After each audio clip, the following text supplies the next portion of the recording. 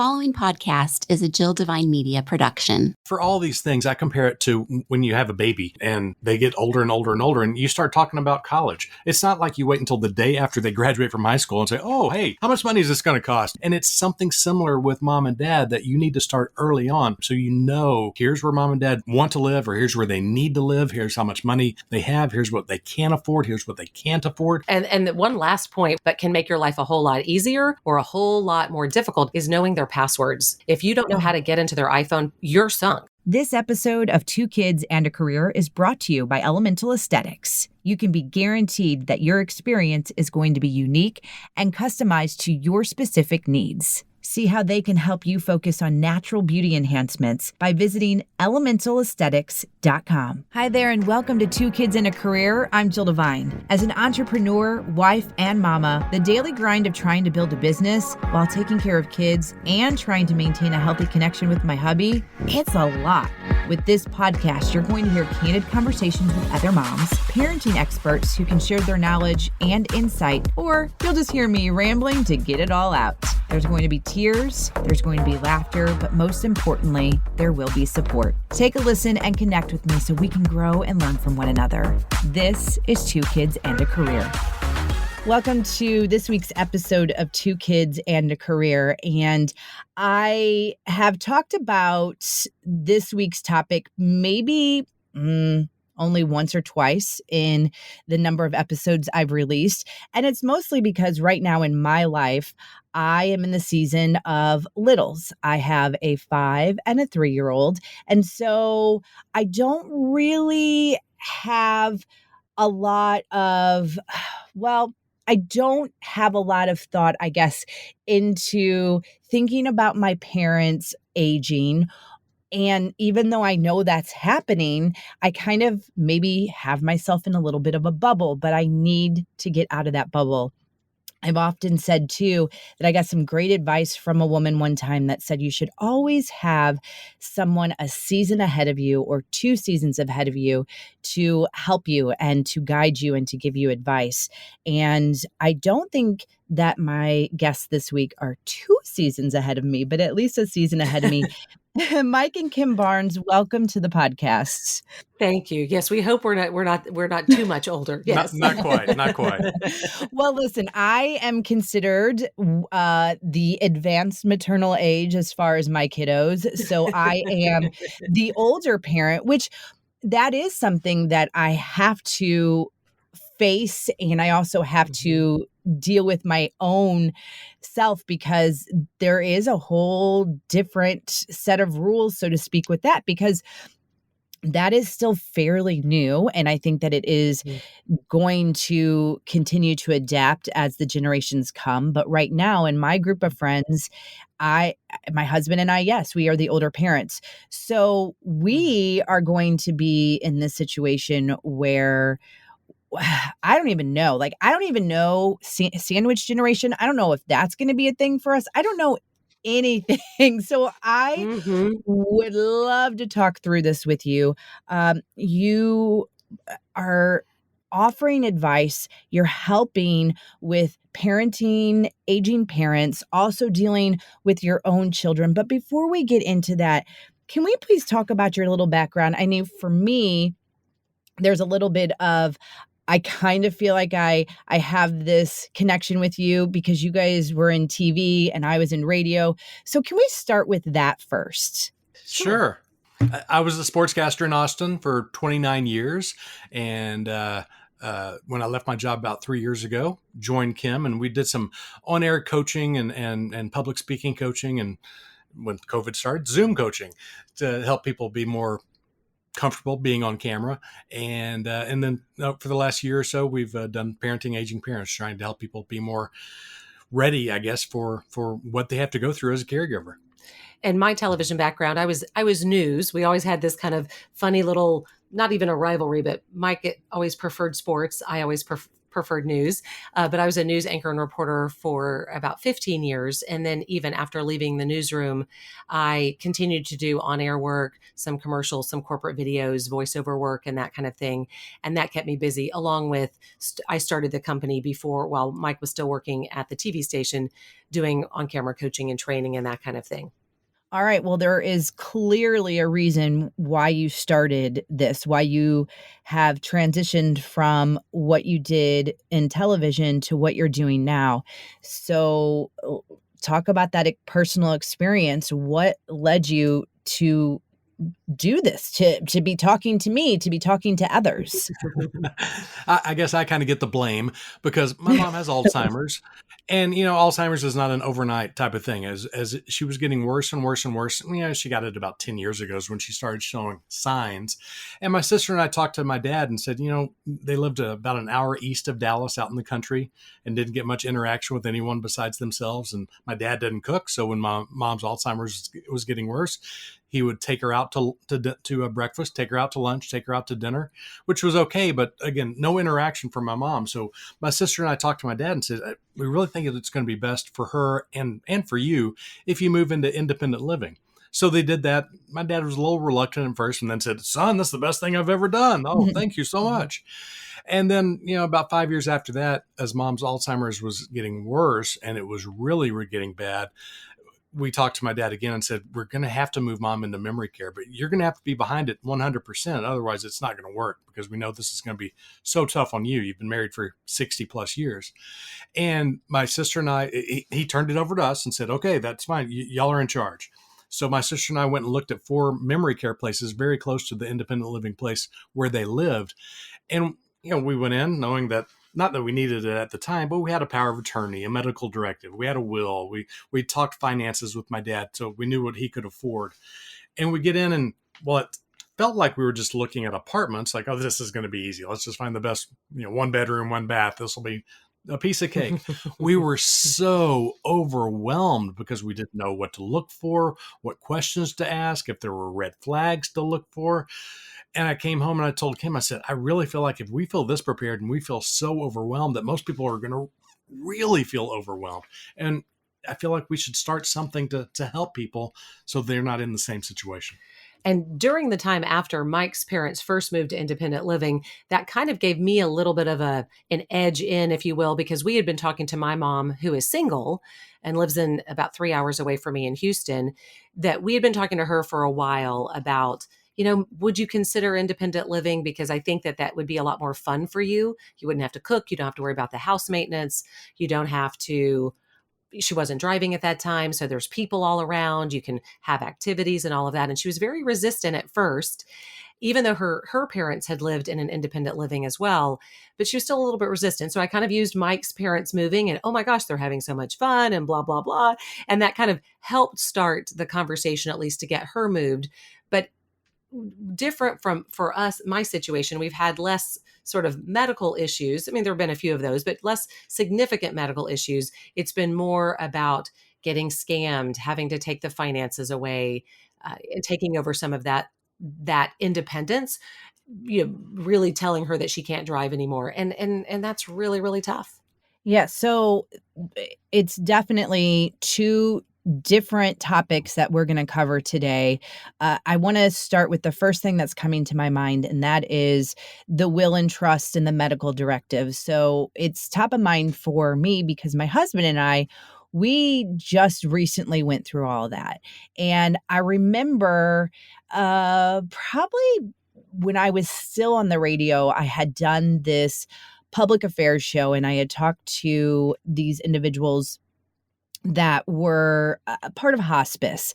And it really was hard for me to talk to them. And they said, listen, hospice does not have to be a sad thing. Mm-hmm. And they really kind of made me start to think about, what is it that I want at the end? What do I want? And to get that all out there. Well, then, fast forward, we have little girls. And like I said, we're considered advanced maternal age. And so it was really super important to make sure not only that we're protecting our girls, but that they don't have to make some of these tough decisions. Mm-hmm.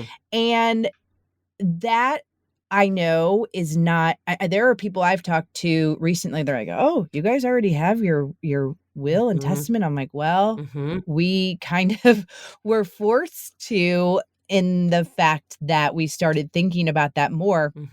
So that's the one thing I'm going to say is like, do that for your children, because you don't want them to have to make these decisions. And it's already hard enough, I imagine, to talk to your parents about some things that they need to do. You don't want to have to do that. So that's the one thing I wanted to bring up as just my experience with that. Yeah, a little public service announcement. Yes. Right. Get that done. But then on the medical side, though, I mean, I don't even know how hard that must be for you to have those tough conversations with your parents. And that is one thing that I know that you guys can help with. And I can only imagine, my mom's parents are still living, and there's been some very tough conversations, and I've seen some resistance on certain things. And you can only do so much too as the child. And then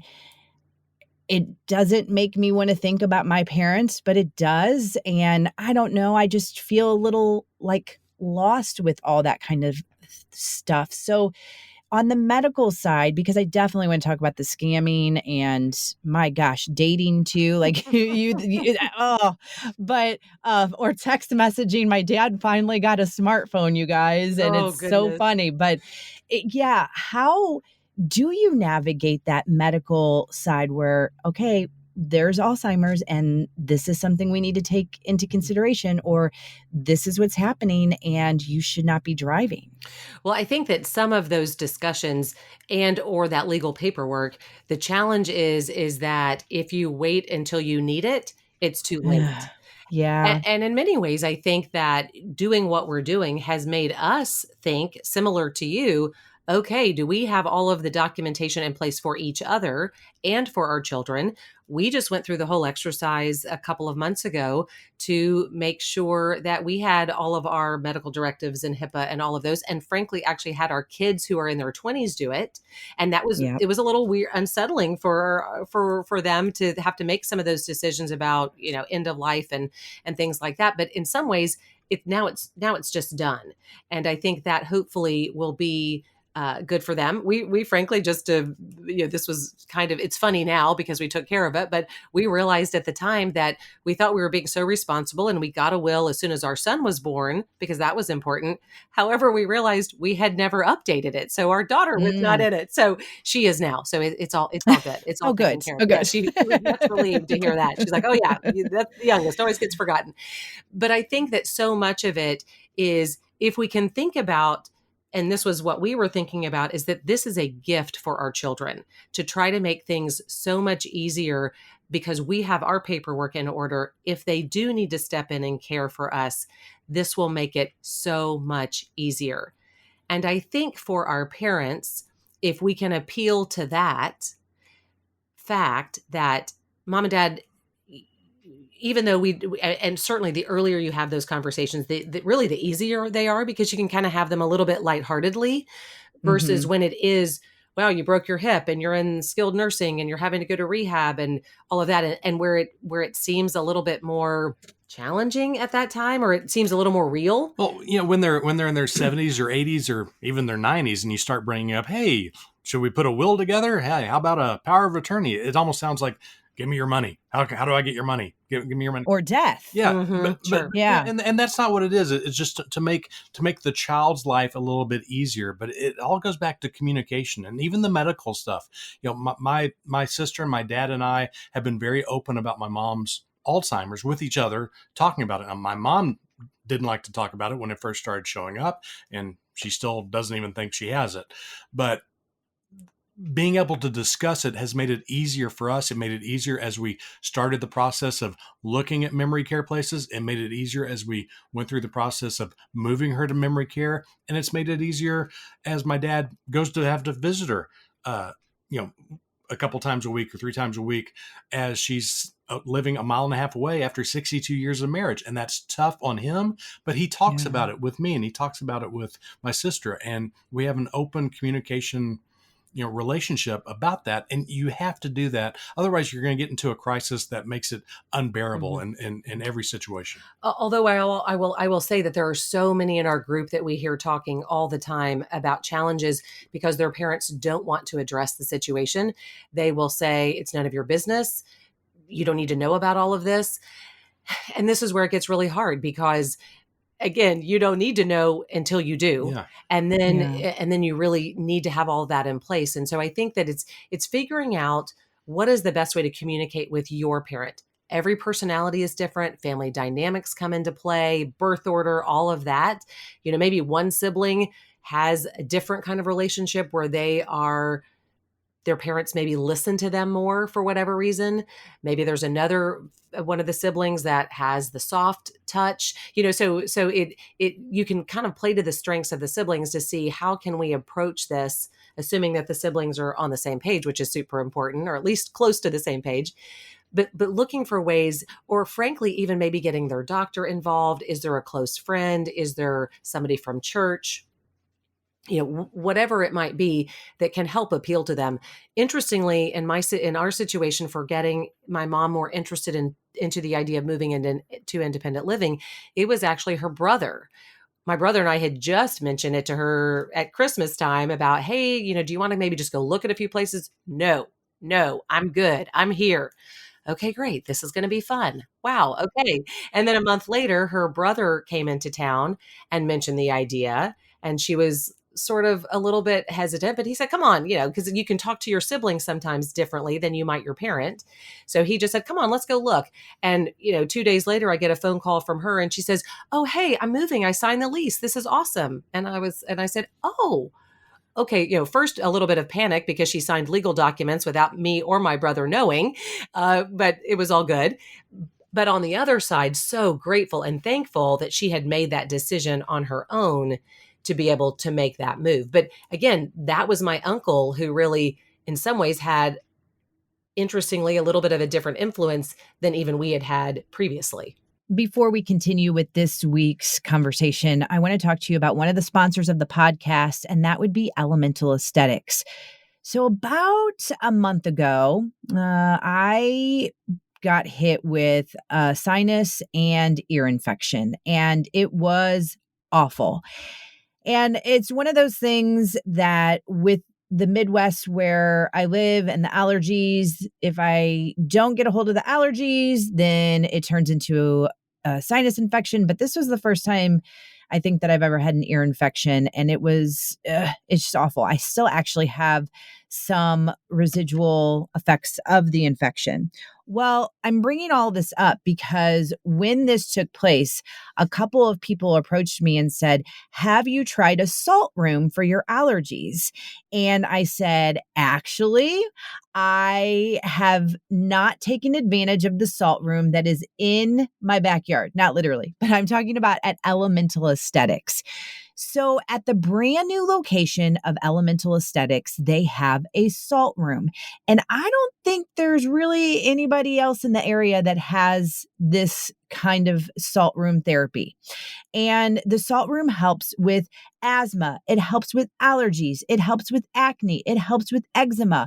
It's amazing. It also has been shown to reduce anxiety, fatigue, stress. All you do is you sit there. Okay, so how exactly does salt therapy work? Basically, the dry salt, it can be imagined behaving like a toothbrush, and it cleans the respiratory system. It removes that buildup of foreign elements that could cause the various respiratory ailments and conditions. And again, you just sit there and you just relax. That's all you need to do. And this is available to you at Elemental Esthetics. You can learn more about salt therapy at elementalasthetics.com. And while you're there, check out the specials that they have for the month of June at Elemental Esthetics. Again, it's elementalasthetics.com. All right, let's get back to this week's conversation. And let me just ask, with the group that you are talking about that say, hey, they are just resisting, they don't want to talk about it. I mean, you can't just throw your hands up. These are your parents. It's going to make it so tough when they do get sick or pass away if you don't have anything in place. And we had somebody recently in our group who posted that mom and dad were 89 and 87, don't have a will. I don't know what to do. They need to have a will. And when I brought it up, they get all mad about, oh, you're just trying to get our money. And no, that's not the case. It has nothing to do with the money. It's when you do pass away, and unfortunately we all die eventually, but when that happens, it's going to be such a crisis situation and such a bad time for me. But it's going to be even worse if you don't have anything in place, and I'm going to have to go through so many different hoops to try and take care of things. I would love to just have to concentrate on the grief I have because I'm losing you. And if you can play it off that way, most parents, not all, of course, most parents want to help their children. They want to be as kind and considerate and giving to their kids as far as love as they can. And that's what this would be. We had one woman that shared with us that the way she had kind of worked it was that her mom years before had said, I don't ever want to be a burden on you. And when it got to the point where she needed to get this paperwork in order, she just said, Mom, you once shared with me that you don't ever want to be a burden. If we don't do this, then that's going to be the case. The challenge again is just that some people have different family dynamics. There are some that don't have the great relationships. There are tough challenges. There have been, families that have had really a lot of struggles. And so that, of course, adds a whole level of complexity. And maybe that's the time when you need to try to get some outside counsel because, if you're not able to communicate well. And I also think that I think it is a little bit of a generational thing as well, because that generation is so much more private, where if you look at our kids, and I can't imagine, when your kids are even in their 20s, they are a complete open book. They talk about everything. They share everything, where our parents really don't. And so they can be very private about things, and they don't want to be a burden. And I think that sometimes too, that's maybe why they resist, because they don't want you to have to take care of all of this stuff. Yeah. But the reality is that many cases, if you don't step in and help, then things can go really wrong. They're not paying their bills. They're not taking their medication on time. They're not taking care of themselves. So I think it's really figuring out, how do you appeal to your parent based on your family dynamics, all of those things that come into play, and figure out, is there a strategy, if you will? If for one family, it may be humor. For one family, it may be that plea, for another family, it may be, hey, I just heard about this and we realized that we hadn't updated our will, so we're doing that. Hey, just curious, where do you keep your will? I'm assuming that you have one. Just wanted to know that if we, obviously we don't need it now. You keep it wherever you need to, but does anybody have a copy of it, or is it in your safe? And frankly, then you have to ask, do I know how to get into the safe, just in case? But I think it's just trying to figure out, how do I have those conversations? Because it is heartbreaking when you hear those people who won't address it. And we actually were speaking just this morning, and one of the women that we talked to about parenting aging parents said, my parents are the ones who just stick their fingers in their ears and they're like, la, la, la, la, la, la, la. We don't hear you talking and asking these questions, and we're not going to address it. And they've even gone to an attorney, and the attorney just said, there's really, you can't force them to do it if, of course, they're of sound mind. If they're not, then that brings up a whole nother complication, because if you have a parent who really is far along in dementia, that kind of situation, and hasn't taken care of this, there are legal steps you can do to sort of force the issue. But that's a super complicated and expensive process. So of course you don't want to have to do that unless you absolutely have to. So would this be a good time to maybe transition into those practical questions that everyone that's 40 plus should ask their parents? Sure. Yes. Sure. One of the first ones is about housing. Talk to them, even if they're young, so to speak, and living at home and everything's fine, but start talking to them about, where do you want to live eventually? Have you seen independent living? Have you seen how nice it is? Can you afford something like that? Assisted living, memory care? What do you think about that? Do you want to stay in the home? Do you need to live with me? Do you need to live? What do you want to do? Mm-hmm. Are they staunch, firm about I'm staying in this house until I die, or I'm definitely living with you because I don't want to spend my money? What kind of attitude do they have? Because it's just going to help you in the long run. And also, I think helpful to think about what are they actually open to? While here is in a perfect world, I would stay at home. Are they open to the idea, though, if they get really sick and can't afford to bring in 24/7 home care or home health care? We had somebody the other day share with us, he had spent $27,000 a month to be able to bring in 24/7 care for his mom. And they just said it wasn't sustainable. And so fortunately or unfortunately, they didn't need it for very long because unfortunately she passed. But they couldn't have sustained that more than a little bit of time. And there are some families that can't sustain that at all. So in that conversation, okay, look, here's our ideal scenario. And if that's not possible because of health challenges, whatever, what are you at least open to? We had one person who shared in the group that they had their mom had actually written a letter to herself, years prior, and just said, if I ever get to the point where I'm a burden, or you feel like my memory is too shot for me to be able to stay safely at home, show me this letter and let me read it. And so that she has that, so that in the situation where she feels like they're at that point, that hopefully you can bring that letter out, and hopefully mom will still agree with, not say, wait, hey, that's not my handwriting, or anything like that, but that they'll see it in their own handwriting and really feel like, okay, now's time. And the housing conversation is tied to the other thing that you really have to talk about, which is finances.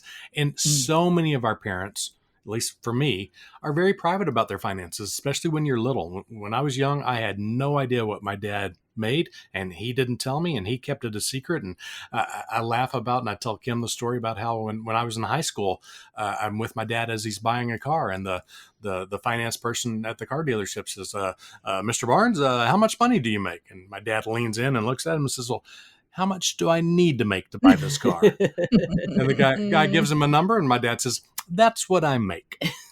I'm like, what? Okay. But you've got to know how much money, not down to the penny, but what your parents can afford. If all they have is Social Security and they bring in $2,000 a month on Social Security, and it's time to look at independent living, and you find one that's $4,000 a month, that doesn't equal up. You need to know that ahead of time. My dad, as private as he was an accountant, as private as he was about money when I was a kid.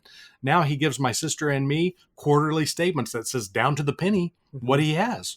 So we knew, as we're looking for memory care for my mom, we knew what he could afford. And even as he was getting a little nervous about it, because he was used to being very poor in the 60s, when they're spending a lot of every month for their spending a lot care. of money now, and reminding him, Dad, we sold the house, so you've got this much money there, and it's going to pay for you and Mom for this many months, and you're going to be fine. It's nothing to worry about. We're okay. He's like, yeah, son, you're right. That's just a lot of money. But you just need to be open about the money. Is there a lot of debt somewhere? Are there some assets to, do you own a second house somewhere that you don't know about? Or is there some income that you don't know about? Oh yeah, well, I've got that pension that's $50,000 a year. You didn't know about that? Oh no, wow. How about that?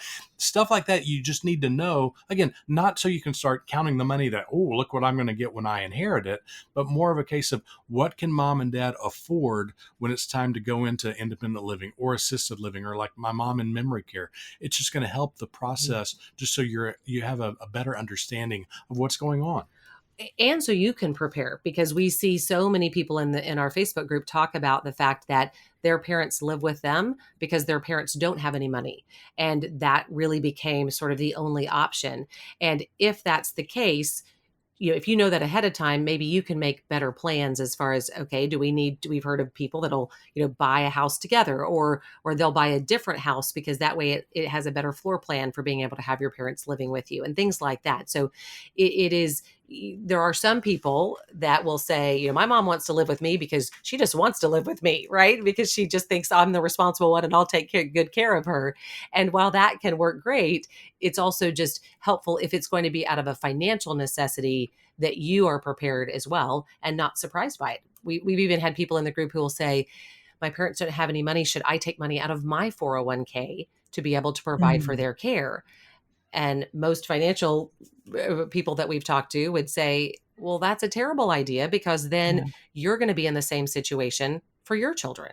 So the finances are really, really tough. And we already touched on legal is so, so important. You just want to make sure that you have those, the durable POA, the medical POA, the HIPAA, the medical directives, those kinds of things that are just in place so that they're just available and ready when they need it. Not anything that you have to enact right now. Yeah. And for all these things, I compare it to when you have a baby and they get older and older and older, and you start talking about college. It's not like you wait until the day after they graduate from high school and say, oh, hey, how much money is this going to cost? Do you need to take any tests? What do we need to do? Is it an application process? How do we do this?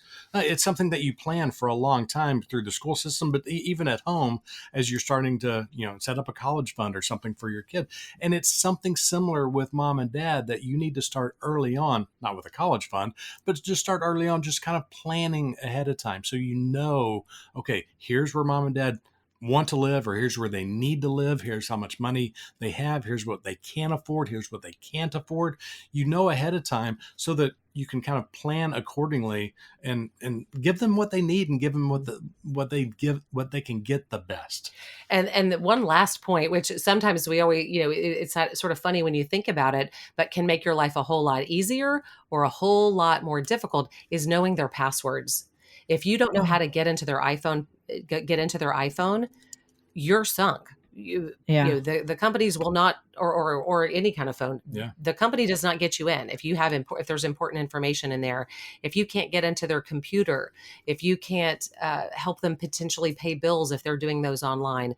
I frankly go in and check my mom's email to help protect her from all of those scam emails she gets every single day, multiple times a day. It makes me crazy.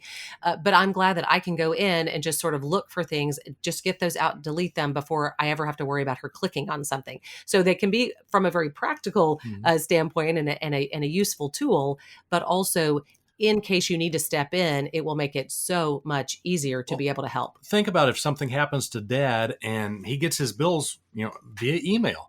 And the electric bill, the mortgage, the gas bill, whatever it is, they come in via email. If you can't get into there, who's going to pay him? If you can't get into his bank account to pay it, who's going to pay him? Now, yes, if you have a power of attorney, that will help, but it's still going to be a little bit more of a headache than if you can just take care of it and not have to worry about it. It's still going to be a crisis, but not quite as big. Okay, that college comparison really, that hit me. That is so true. We don't wait until their senior year of college and or high school and the day after, okay, you graduated, now what? Uh-huh. So that really hit me. And what you said about the passwords, again, like I mentioned earlier in this episode, we are really new to the whole will and trust game and just finalized all that. But having that great lawyer that tells you, they gave us homework and it's still not complete. We are working on it, but it is okay, so you want to do this, this, this, and this. Make a copy of your passwords. This needs to go with this person. This needs to go here. This is what needs to go in the safe. And I didn't even think about that. I mean, kind of, but not 100%, but especially with the person that we have designated for our financial affairs, duh. How would they pay for that if they don't have the password? So yes, very, very, very smart to do all of that. Just you constantly are going to update it if, things change, but definitely do that. I think in speaking of that, why don't we talk about like you were just saying, Kim, about the scams and tech and all of that. It is so disheartening. It just, I hate hearing these stories. One of the first things we taught both of our parents, teaching my dad and teaching Kim's mom, was don't click on anything in an email. Yeah. Yeah. And, I have to remind myself of that Right, sometimes. exactly. they both know how to forward emails to us all the time. Oh, son, what's this? I don't have a PayPal account. Yeah. What do I do with this? Yeah. It's like, no, you don't. Did you see the silly Gmail account where this came from? Right. No. Oh, So yeah. that's one of the big ones. But sometimes the scams are so elaborate that you can't help but laugh to keep from crying. We have heard just horror stories from everything from a friend's dad who lived in a father-in-law who was in California. They were moving him to Austin. Everything was all planned. They get out there and they realize that he has been scammed out of $100,000 by somebody who was taking just a little bit at a time.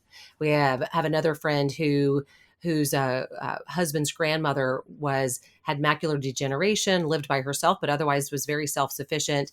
A person came and started doing her yard, knocked on the door. Can I do your yard? Great. And he became a regular and started coming weekly or however often. And they went down to visit months later, and they noticed they opened up a couple of drawers and all her silver was gone. And what had happened, they were thinking, it wasn't like they just broke in. They befriended her, and she befriended them, and she would bring them in for lemonade. And because she didn't have great vision, they had kept enough pieces in the china cabinet so that there were still some things, you could, even with bad vision, you could see sort of shadows, but she wasn't still, it really wasn't entertaining. And so she didn't even notice that they had been gradually, a little bit at a time, taking things out. So many stories. My mom was a victim of one of the gift card schemes that started with, somebody thinking, getting her to think that she needed help with her computer. And so they started working with her on that. And this was all when she was a little more independent. So she wasn't asking me I didn't know to ask these questions like, hey, are you getting random phone calls from people who are telling you that your Microsoft needs updating and you don't even have it, or, that kind of thing. But they're very sneaky. They are very sneaky. And long story short, she had ended up going to the bank, taking out money, buying gift cards, giving them all the codes. And the way they did it is that they were able to say, oh, we are not able to buy them, but we're going to give you the money to do it. But we just need a favor to just help execute the transaction. Yeah, we'll put it in your checking account. And what they had done is they had actually just transferred money from her savings account into her checking account. So it was still her own money. But to be able to to be able to give you the money, we need access to your bank account. So they were able to do that. And fortunately, it was thousands of dollars, but fortunately it wasn't 100,000 or something, didn't wipe her out. But it's just one of those things. Oh, there is a special place for those people. And the worst thing is it almost happened again. Right. It almost happened again. After that first scenario, I ended up getting to know her banker in Houston. So we're on a first name basis. He has my cell phone number, which is not what you necessarily ever expect. And he called me. This was, I guess, about a year later after we had to close accounts, open new accounts, shut off her online banking so that even if those people were able to still get into her computer, we tried to shut all that down, got a computer person to look at it, make sure that there weren't any back doors. But even just in case, we shut down any of her online banking access from her computer. So that computer was safe. But I get a call from him who says, hey, I just want you to know that your mom just called me. She was on her way to withdraw money so she could go buy gift cards. Fortunately, I'm so thankful that she thought to call him, because he said, I just want you to know that I told her to turn the lift around, tell him to take you home and call your daughter. And thankfully she did. And the challenge is that your first thought, or my first thought, is, Mom, oh my gosh, what were you thinking? Which is kind of what we would say to our teenagers sometimes when they made questionable, decisions. But that's the challenge, is that I had to be really careful, because the more I made her feel bad about it, she already felt bad and felt dumb. And vulnerable, because she just said, I don't know why. I know that I shouldn't have done that, but I just don't know why I did it. And so those are just a few examples. And so it's just really challenging, and you have to have that really open relationship where they can feel comfortable. And I tried to make my mom feel better in the sense that, okay, mom, these people are pros and they know how to convince you. So just know that other people fall prey to this too. It's not your fault. Let's try to be a little bit more mindful. And now she knows when those people call her on the phone, it's taken years. She just hangs up on them. At first she was, I was like, just don't even try to talk to them anymore. Don't call me again. I'm not interested. Just hang up, so we've been working on some of that, but it is challenging. And, people call and solicit over the phone and ask for donations to different organizations. And, that's not necessarily a scam per se, as much as they just prey a little bit on the elderly, I believe. And, don't make a note that, oh, wait, you just donated last week and we're calling you again this week. And so you donate again, and then we're going to call you again next week. Well, we had a political person from another state call Kim's mom to get money. And mom said yes. And Kim had to go online and try to get it back. Yeah. Fortunately, it's interesting. It's actually fairly easy. It's all an automated system. When you call the number, when it says, if you want to get a refund for a political donation, click here. And I'm thinking, okay, if they have to have that in their voice prompt, it must happen enough. Right. And maybe we should think about our practices, but that's a whole nother topic. Well, when you were talking about the woman and the lemonade and the cutting the grass, I have been trying to rack my brain on who told me this not that long ago, but it's something along the lines of those individuals who are watching, they are prey for, or maybe gosh, I cannot remember, but I know it was something along the lines of, it was neighbors, friends, or what have you, but the husband and wife, the husband had passed away, so they knew that the elderly wife was there, and it was a befriending situation, that it would just became that way because she was lonely. And it breaks my heart to even know that, because like she was lonely and she just lost her husband, and then you have these people that are taking advantage of them. And especially just like check on your neighbors, look at them, watch them, keep an eye out, because you just, I hate to say you can't trust anybody, but it really, let's just say the trust it has definitely declined over the years. I mean, gosh, I hate it. Well, and the hard part is that some of these scams, like the man who lost $100,000, or even the gift card scheme that my mom fell prey to, there's nothing the police can do because you did it. You wrote the checks, you gave them the money, you gave them the PIN codes. So that's the biggest challenge, is that there's oftentimes very little recourse because they're doing it in such a way that it's potentially little amounts at a time. They're they feel like they're helping them, and it's just it makes me crazy. Well, we are running out of time. We haven't even talked about what it's like to have the college kids and taking care of both, and the stress and all of that. So I would love to refer people to where they can reach you. I know that you are focusing on the parenting aging parents, but I also know that you have resources too for what you two are in the middle of with those college kids. Where can people go, or tell me last minute things that you would like the listener to know before we wrap up this conversation? The best place to find us is just to go to our website, parentingagingparents.com. That will give you access to dozens of interviews that we've done with experts, just to often bring up questions and thoughts that you might not have even realized that you might need to consider. That's available for everybody. And then there's also a button right on the homepage and on probably every other page that lets you join the Facebook group if you'd like to. It takes you right to Facebook. You can join the group. We have thousands of people in that group, and it's just really amazing to see everybody helping each other. Sometimes it's just, I just need to vent and share. Sometimes it's, hey, do you have any suggestions? Do you have any thoughts? And we're able to help. It just makes us feel good, I think, when we can share some of the things that we've gone through and the lessons we've learned with somebody else who's in that boat. Just like you talked about earlier about having those people who are just a few steps ahead of you can be so valuable to make you feel like you're not alone. And I think the biggest thing to remember here is that we've never done this before. Just like when you bring home a newborn for your first child, you've never done that before. We've never parented our parents. And so it's important for us just to remember and give ourselves a little bit of grace because we're learning on the fly as well. And the difference there is that, as you know from when you brought home your first baby, is that when you first bring home your first baby, you have no idea what you're doing. You're completely overwhelmed. You're lost, but you have so much help because every friend, neighbor, coworker, relative has help, advice. Hey, here's what you need to do to get little Johnny to sleep through the night. Here's what you do to get rid of the gas. Here's what you do to get him to start crawling. Here's what you do to get him to start walking. They always have advice, and it's great news. It's fun. You love it.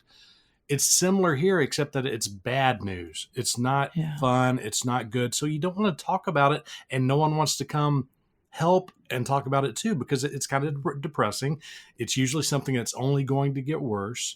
So because of that, so many people sit in silence, and we have so many people in our group who say, I'm so glad I found this because I have felt so alone.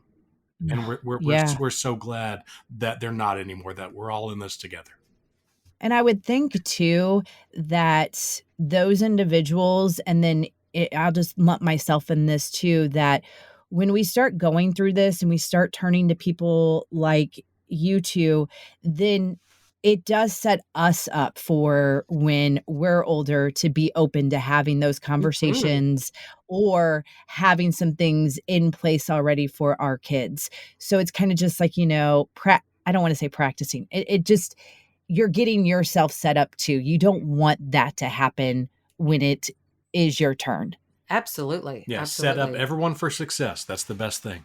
Well, Mike and Kim, thank you so much. I will have everything that you talked about as far as how to reach you linked up on the show notes page at jilldevine.com. And let's maybe come back to this conversation with the college kids. I definitely am going to need some advice on that as well.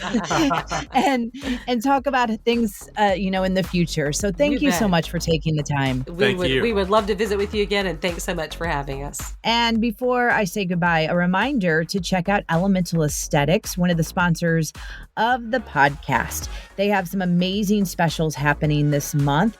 You can try a new retail product at 15% off. You can get free dermaplaning with a Splendor X laser facial, which I am in the process of doing. I did this last month and I'm doing it again this month, and it is fantastic. And to learn more about this, just go to elementalasthetics.com. And I will add that when you call and you set up an appointment and you mention my name, you're going to get a little gift on the house. 314-279-6069. That number also allows you to text. So maybe you just don't feel like talking. Just text. You can do that as well. Again, 314-279-6069. Mention my name and you'll get a free little goodie bag. I'd like to thank you for listening to Two Kids and a Career. You can follow along on all the social media outlets. You can find those at jilldevine.com on Instagram, Twitter, and Facebook. And I would love to hear from you. Reach out. I love getting some feedback and learning more about what you're interested in. And again, thank you for supporting Two Kids and a Career.